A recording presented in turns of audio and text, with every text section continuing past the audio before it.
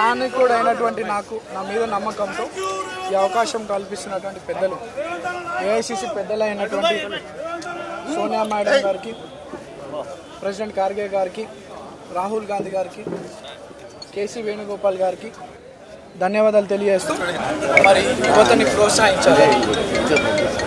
ప్రజాసేవలో నాకున్నటువంటి పట్టుదల సంకల్పం గురించి ఆలోచన చేసి యువతను ప్రోత్సహించాలని, ఏదైతే ఈ స్థానికంగా ఉన్నటువంటి యువకుల్ని ప్రజల కోసం ఉపయోగపడే యువకుల్ని ప్రోత్సహించాలని రేవంత్ అన్న మా ముఖ్యమంత్రి అయినటువంటి అందరి ప్రియతమ నాయకుడు అయినటువంటి రేవంత్ అన్న మాకు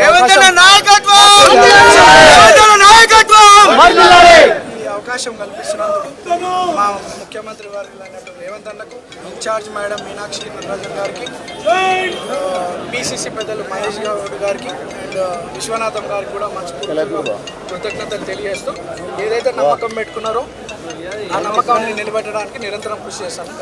వాళ్ళకప్పుడు సరైన వాళ్ళు లేకుంటే ఈ విజయాన్ని కాంగ్రెస్ పార్టీ విజయాన్ని ఎవరు ఆపలేరు. అత్యధిక మెజారిటీతో మేము గెలవబోతున్నాం. నేను అందరినీ కలుపుకొని పోయే వ్యక్తినే. రేపు పార్టీ పెద్దలు అందరితో మాట్లాడుకొని అందరం కలిసే ఉంటాము. అవకాశం నాకు అందింది. అందరిని కలుపుకొని మేము ముందుకెళ్తాము. గత 10 సంవత్సరాలు బీఆర్ఎస్ అధికారంలో ఎటువంటి డెవలప్మెంట్ యాక్టివిటీ ఇక్కడ జరగలేదు.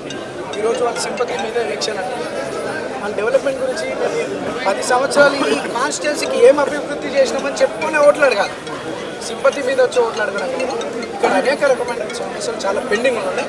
2 నెలల్లోనే ముఖ్యమంత్రి గారు ప్రత్యేక దృష్టి పెట్టి జూబ్లీహిల్స్ కాన్స్టిట్యున్సీలో 150 కోట్ల రూపాయల వర్క్ శాంక్షన్ చేయించి ఈ జూబ్లీహిల్స్ కాన్స్టిట్యున్సీని అభివృద్ధి పదంలో నడిపిస్తాము. మేము జూబ్లీహిల్స్ కాన్స్టిట్యున్సీ అభివృద్ధి మా లక్ష్యం.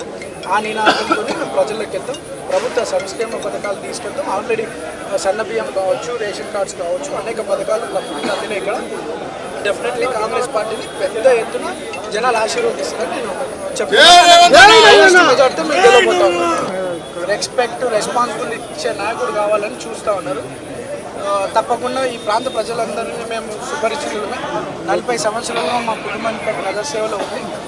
ఈరోజు పార్టీ అండదండలతో అందరం కలిసి పనిచేస్తాము. ఈ సమస్యలన్నీ కూడా పరిష్కరిస్తాము. ఈ ఎలక్షన్ 5 సంవత్సరాలకి ఒకసారి ఎలక్షన్ వస్తుంది.